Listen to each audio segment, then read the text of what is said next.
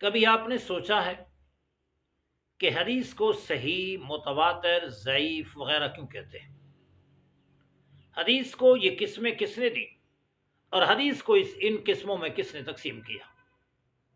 اس کا سیدھا سادہ جواب یہ ہے کہ علماء محدثین نے حدیث کی ان قسموں کو بیان کیا۔ نہ تو قرآن نے حدیث کی تقسیم کی، اور نہ خود حدیث میں نبی کریم علیہ الصلاۃ والسلام نے حدیث کی تقسیم کی، اور نہ حضرات صحابہ کرام علیہم رضوان نے حدیث کی تقسیم کی۔ تو جب حدیث کی تقسیم میں ہم ائمہ محدثین کی تحقیق کو مانیں تو یہ جائز ٹھہرے، یہ ٹھیک ٹھہرے۔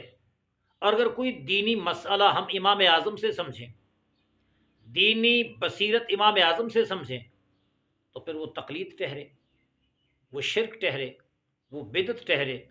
یہ کس قدر منافقت پہ مبنی کام ہے۔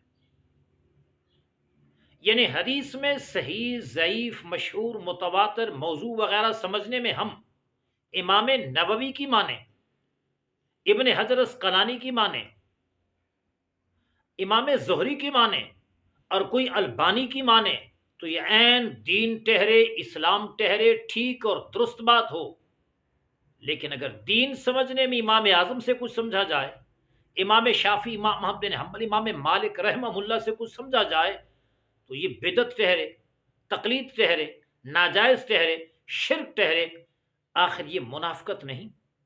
آخر یہ دوغلا پالیسی نہیں؟ آخر علماء کے بغیر دین کو آپ کیسے سمجھیں گے؟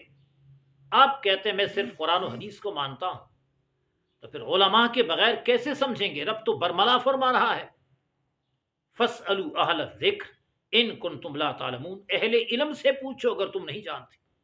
لہٰذا یہ منافقانہ اور یہ دوغلا پالیسی نہیں چلے گی۔